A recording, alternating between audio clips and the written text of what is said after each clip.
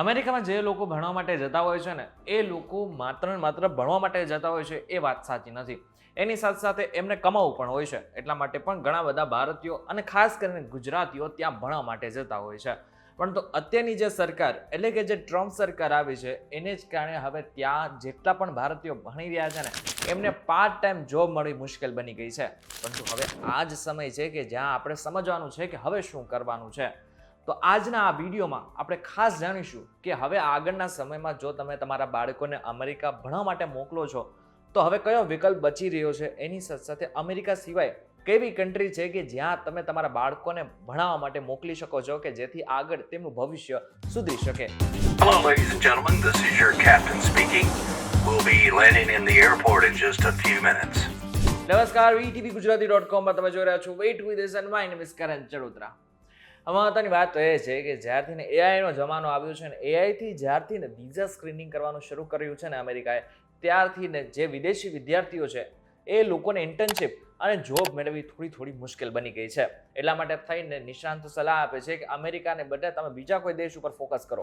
આ સાથે નિષ્ણાંતોએ પેરેન્ટ્સને એ પણ સલાહ આપી છે કે માત્ર તમારા બાળકને અમેરિકા જ ભણાવવા મોકલવો જોઈએ, એ મોહ છોડવો જોઈએ અને જે જગ્યા ઉપર જે દેશમાં તમને PR ઇઝીલી મળી જાય છે ને ત્યાં દેશમાં જવું જોઈએ. એટલે કે તમારા બાળકોને ત્યાં ભણાવવા જોઈએ. આ સાથે મહત્વનું છે કે જે માતા પિતાને અમેરિકા જ પોતાના બાળકને ભણાવવું છે ને એમને જે સ્ટુડન્ટ વિઝા છે ને એના બદલે બીજા કોઈ વિકલ્પ ઉપર વિચારવું જોઈએ. અમેરિકાની મોટાભાગની કંપનીઓ ભવિષ્યમાં જેમને વર્ક વિઝાની જરૂર પડી શકે તેમ હોય તેવા ઉમેદવારોને ફિલ્ટર કરી રહી છે. તેમજ જે ઉમેદવારો હાલમાં OPT પર હોય ને તેમને પણ ફિલ્ટર કરી રહ્યા છે. અને અમેરિકામાં ભણાવવું પણ એટલું ઇઝી નથી.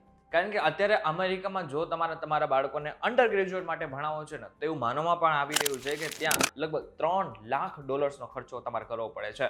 પરંતુ આ $3 લાખ ખર્ચ્યા પછી પણ તમારા બાળકને નોકરી મળી જાય એની વાતની કોઈ જ ગેરંટી નથી. આ સાથે $3 લાખ તમે જ્યારે ખર્ચી રહ્યા છો ત્યારે જો તમારા બાળકને પાર્ટ ટાઈમ જોબ નથી મળતી તો પણ તમારો ખર્ચો વધી જાય છે. આ સાથે એવી પણ સલાહ આપવામાં આવતી હોય છે કે અમેરિકામાં કાયમી રહેવા મળશે તેની કોઈ ગેરંટી નથી. એટલે પોતાના બાળકોને સ્ટડી માટે ત્યાં મોકલવાના બદલે તેમને એવા દેશમાં સ્ટડી માટે મોકલવા જોઈએ કે જ્યાં PR થવાના ચાન્સ વધારે છે. જો કે મહત્વનું છે કે જો તમે અમેરિકાને બદલે કેનેડાની ટોપ ટાયર સ્કૂલ્સ અને આની સાથે સાથે ફ્રાન્સની કોઈ કોલેજમાં તમારા બાળકોને ભણાવો છો તો ચોક્કસથી આગળના સમયમાં તેમનું ભવિષ્ય તો સુધરશે, પરંતુ એની સાથે સાથે તમારું પણ ભવિષ્ય સુધરવાના ચાન્સ વધી જશે. એટલે કે ત્યાં PR ઇઝીલી મળી જાય છે કે જેને કારણે આગળના સમયમાં તમારા બાળકને એટલું જ ઇઝી રહેશે. આ સાથે જે મા બાપને પોતાના બાળકોને અમેરિકા જ ભણાવવું છે ને એ લોકોને એ સલાહ આપવામાં આવતું હોય છે કે તમે EB-5 વિઝા ઉપર ફોકસ કરો.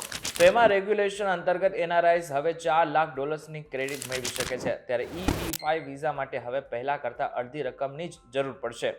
જ્યાં પહેલા $8 લાખ ની જરૂર પડતી હતી ને ત્યાં હવે તમારે માત્ર $4 લાખ ની જરૂર પડશે. EB-5 વિઝાથી સ્ટુડન્ટને અંડર ગ્રેજ્યુએટ ડિગ્રીનો અભ્યાસ કરવા દરમિયાન પહેલા 2 વર્ષની અંદર જ એમ્પ્લોયમેન્ટ ઓથોરાઇઝેશન ડોક્યુમેન્ટ એટલે કે EAD મળી જાય છે. અને 24 વર્ષની ઉંમરમાં તો તમને ગ્રીન કાર્ડ મળવાની પણ શરૂઆત થઈ જાય છે. એટલા માટે થઈને EB-5 વિઝાને કારણે આગળના સમયમાં બાળકને વર્ક વિઝાના જે નિયંત્રણો છે એ પણ નહીં નડે અને આની સાથે સાથે ભણતા તે કામ પણ કરી શકશે.